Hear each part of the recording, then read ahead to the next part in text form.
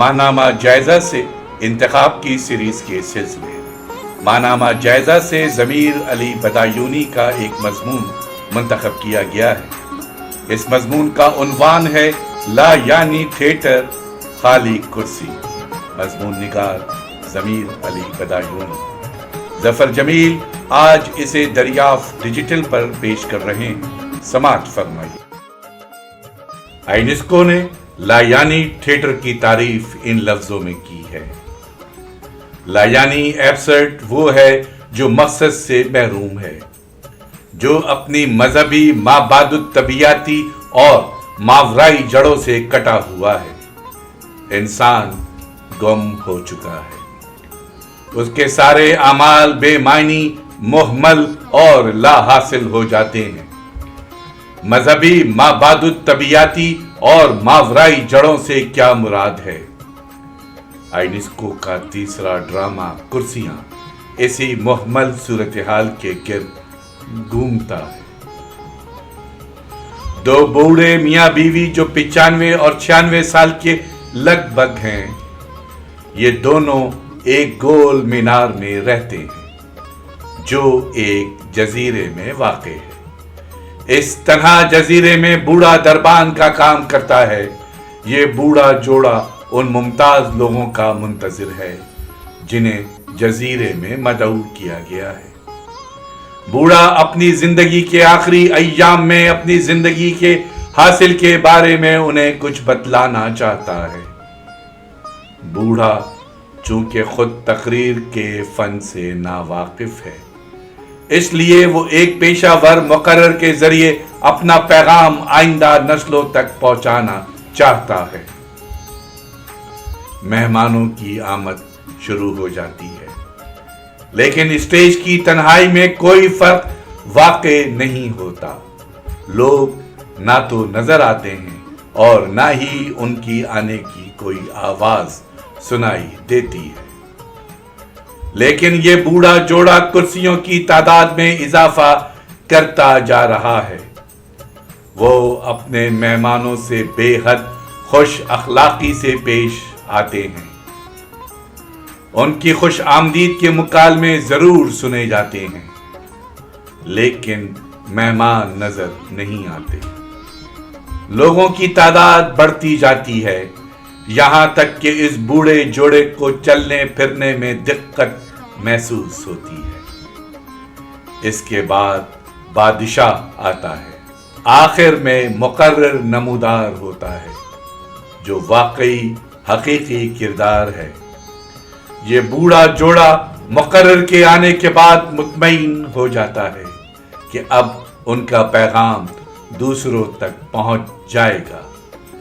اس اطمینان کے بعد یہ جوڑا موت سے ہمکنار ہونے کے لیے سمندر میں چھلانگ لگا دیتا ہے۔ اب صرف مقرر اور خالی کرسیوں پر بیٹھے ہوئے غیر مرئی لوگ باقی رہ جاتے ہیں۔ مقرر ان مہمانوں سے مخاطب ہونے کی کوشش کرتا ہے۔ وہ گونگا اور بہرا ہے، اس لیے اس کی گونگی غرغراہٹ کے علاوہ کوئی آواز سنائی نہیں دیتی۔ وہ ایک سیاہ تختے پر کچھ لکھتا ہے، لیکن جو کچھ وہ لکھتا ہے وہ بے ترتیب حرفوں کے ایک بے معنی مجموعے کے علاوہ کچھ بھی نہیں ہوتا۔ اس ڈرامے میں ایک شاعرانہ امیج نہیں ہے، بلکہ کئی امیجز ہیں جن کے ذریعے انسانی زندگی کی بے معنویت کا اظہار کیا گیا ہے۔ آئینسکو اپنے اس ڈرامے کے موضوع کے بارے میں خود لکھتا ہے: ڈرامے کا موضوع کوئی پیغام نہیں ہے اور نہ ہی زندگی کی ناکامیاں یا دو بوڑھے انسانوں کی اخلاقی تباہی ہے، بلکہ موضوع بذات خود کرسیاں ہیں، یعنی لوگوں کی غیر موجودگی، بادشاہ کی غیر موجودگی، خدا کی غیر موجودگی، مادے کی غیر موجودگی، دنیا کا التباس، مابعد الطبیعیاتی خلا۔ ڈرامے کا موضوع عدم ہے غیر مرئی عناصر کو زیادہ سے زیادہ واضح طور پر موجود ہونا چاہیے، زیادہ سے زیادہ حقیقی ہونا چاہیے، یہاں تک کہ وہ نقطہ آ جاتا ہے جب وہ عقلی ذہن کے لیے ناقابل قبول اور ناقابل تسلیم بن جاتے ہیں۔ جب غیر حقیقی عناصر بولنے اور حرکت کرنے لگتے ہیں اور عدم کی آواز سنی جا سکتی ہے اور وہ محسوس پیکر اختیار کر لیتا ہے۔ آئینسکو نے جب اپنے ڈرامے کا موضوع خود ہی متعین کر دیا ہے تو اب مزید کچھ کہنے کی گنجائش نہیں۔ آئینسکو کے نزدیک یہاں کوئی چیز موجود نہیں ہے۔ کافکا نے کہا تھا کہ دنیا کا نظام ایک جھوٹ پر قائم ہے، لیکن آئینسکو ہر طرف عدم کی آواز سنتا ہے۔ موت کی موجودگی اور خدا کی غیر موجودگی انسان کو مذہبی مابعد الطبیعاتی اور ماورائی جڑوں سے کاٹ دیتی ہے۔ اگر موت کے ساتھ انسان ہمیشہ کے لیے سو جاتا ہے تو ہمارے فکر و عمل کے کوئی معنی باقی نہیں رہتے۔ کسی چیز کو کسی اور چیز پر ترجیح نہیں دی جا سکتی۔ ساری کائنات اور سارے تجربات ایک صفر میں سمٹ آتے ہیں۔ یہ صفر موت کی منفی قوت ہے جو انسانی وجود کا ہر طرف سے احاطہ کیے ہوئے ہے۔ انسانی آزادی کا کوئی مصرف باقی نہیں رہتا۔ اس کی منہ جب برف کے مکان سے برف کے قبرستان کی طرف بڑھتا ہے تو اس کی ساری تگ و دو، تمام تجربات اور زندہ رہنے کی تمام کوششیں ایک بے معنی اور بے مصرف لاش میں تبدیل ہو جاتی ہیں۔ ہر انسان اپنے تجربات کی لاش اٹھائے ہوئے اپنی بے معنی تقدیر کی طرف بڑھ رہا ہے۔ کسی تجربے کو کسی اور تجربے پر فوقیت نہیں دی جا سکتی، کیونکہ موت کی موجودگی میں کسی چیز کا کوئی جواز باقی نہیں رہتا اور ہر چیز جائز بھی ہو جاتی ہے۔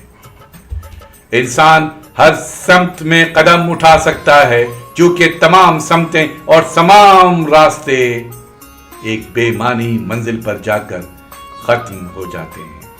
زندگی کے تجربات کا حاصل خود ایک بے حاصلی ہے جس کا کوئی مصرف اور کوئی معنی نہیں۔ بے حاصلی کی اس کوہر آلود فضا میں زبان کا خون منجمد ہو گیا ہے۔ اس کے اظہار کا آئینہ کثیف ہو چکا ہے اور آئینے کی عکاس فطرت دھندلا گئی ہے۔ اس صورتحال میں فنکار، ادیب یا ڈرامہ نگار کچھ کہنا بھی چاہے تو زبان کی مہملیت اس کا راستہ روک کر کھڑی ہو جاتی ہے۔ بقول آئینسکو ہر لفظ ہر شخص کے لیے ایک مختلف تلازمہ رکھتا ہے۔ تلازمہ کے اس جنگل میں فنکار اگر کچھ کہنا بھی چاہے تو کس طرح کہے، کیونکہ اظہار و ابلاغ کے سارے راستوں پر شخصی تلازمات کی دیواریں کھڑی ہوئی ہیں۔ ضمیر علی بدایونی کے مضمون کی دوسری قسط آپ نے سماعت فرمائی۔ یہ مضمون ابھی جاری ہے۔ اس کی تیسری قسط یوٹیوب میں اگلی اپلوڈ کر دی جائے گی۔ آواز و پیشکش ظفر جمیل۔ شکریہ۔